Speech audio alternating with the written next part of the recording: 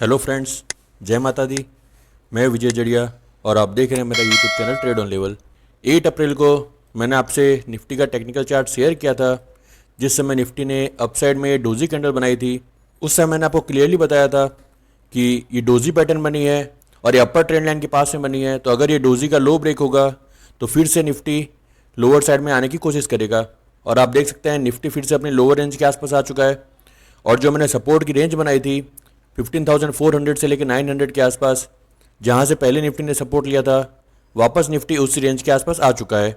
और अगर हम इस डाउन साइड ट्रेंड लाइन को देखेंगे तो फिलहाल अभी भी निफ्टी यहाँ से थोड़ा दूर है, लेकिन अगर हम देखेंगे तो निफ्टी फिलहाल अपने सपोर्ट जोन में आ चुका है।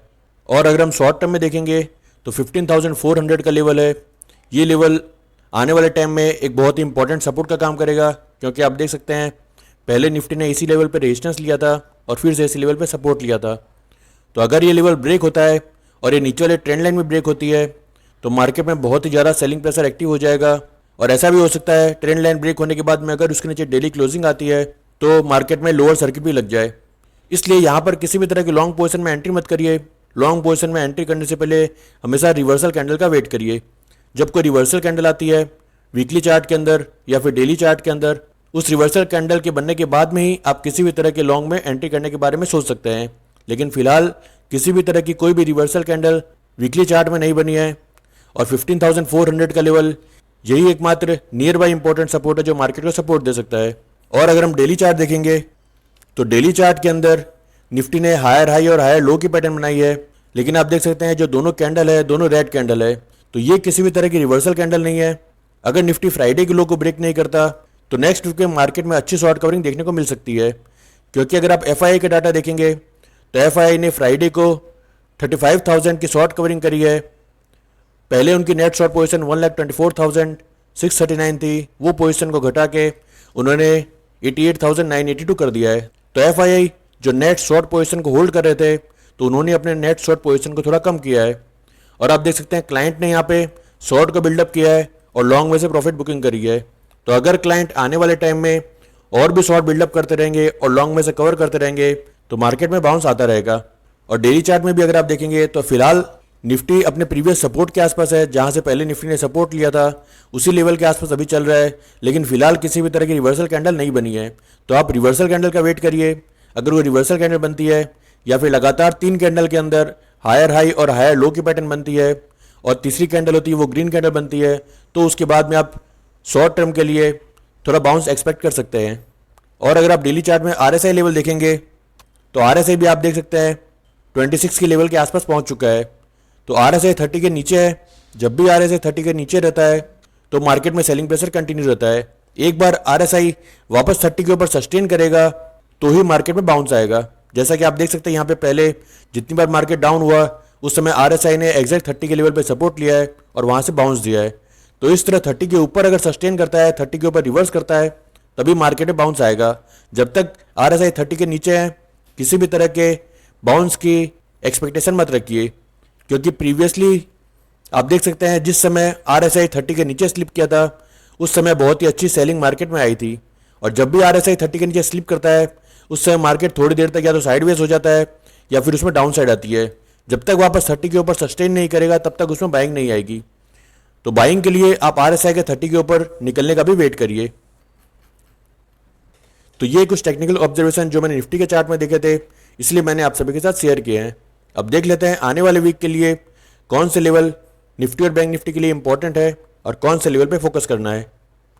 पहले निफ्टी देख लेते हैं। नेक्स्ट वीक के लिए निफ्टी में 15,950 का लेवल, ये लेवल एक इंपॉर्टेंट रेजिस्टेंस का काम करेगा।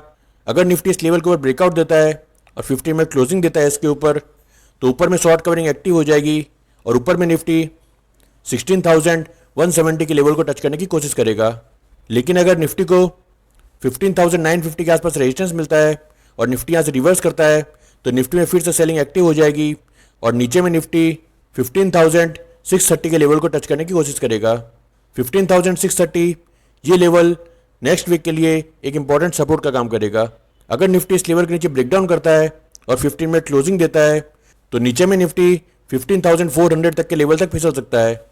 लेकिन अगर निफ्टी को 15,630 के आसपास सपोर्ट मिलता है और निफ्टी यहाँ से रिवर्स करता है तो फिर से निफ्टी में शॉर्ट कवरिंग एक्टिव हो जाएगी और ऊपर में निफ्टी 15,950 के लेवल को टच करने की कोशिश करेगा। तो नेक्स्ट वीक के लिए आप इन दो लेवल पर खास वॉच रखिए, 15,950 का रेजिस्टेंस और 15,630 का सपोर्ट, और 15,400 ये लेवल भी आने वाले वीक के लिए एक इंपॉर्टेंट सपोर्ट का काम करेगा। अगर निफ्टी इस लेवल को ब्रेक डाउन करता है तो किसी भी तरह की लॉन्ग पोजीशन में एंट्री मत करिए, लेकिन अगर ब्रेकडाउन करने के बाद में फिर से 15,400 के लेवल के ऊपर निकलता है तो फिर से निफ्टी के अंदर शॉर्ट कवरिंग एक्टिव हो जाएगी और फिर से ऊपर में 15,630 के लेवल को टच करने की कोशिश करेगा। तो नेक्स्ट वीक के लिए अब 15,400 के लेवल पर भी खास वॉच रखिए। निफ्टी के बाद अब बैंक निफ्टी देख लेते हैं।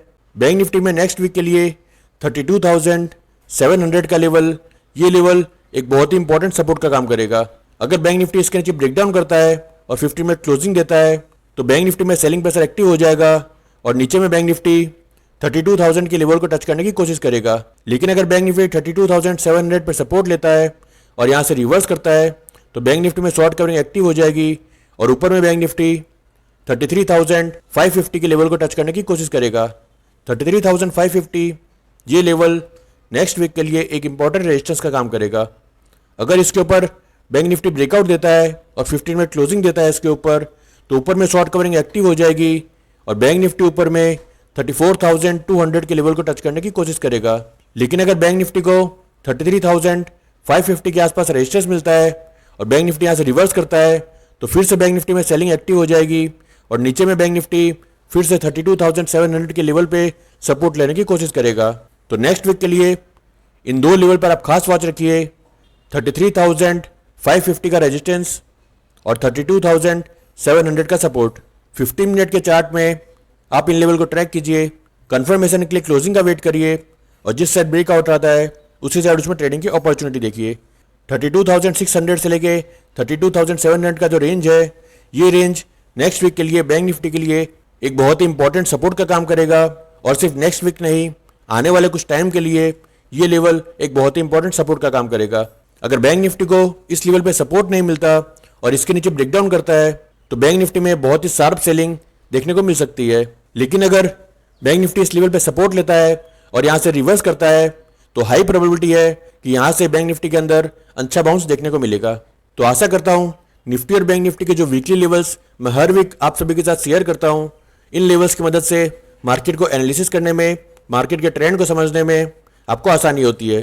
और अगर आपको ये लेवल पसंद आते हैं और जो टेक्निकल नॉलेज मैं बीच बीच में शेयर करता रहता हूँ वो पसंद आता है तो इस वीडियो को लाइक कीजिए, दूसरे ट्रेडर को शेयर कीजिए और अगर आपने अभी तक मेरे चैनल को सब्सक्राइब नहीं किया है तो मेरे चैनल को सब्सक्राइब कीजिए, बेल बटन पर क्लिक करिए जिससे आपको मेरे आने वाले सभी वीडियोज़ का नोटिफिकेशन मिलता रहे, क्योंकि मैं टाइम टाइम पर अपना नॉलेज शेयर करता रहता हूँ और आशा करता हूँ इस नॉलेज शेयरिंग से आपकी भी नॉलेज इंक्रीज होती है और टेक्निकल्स को देखने में आपको फ़ायदा होता है।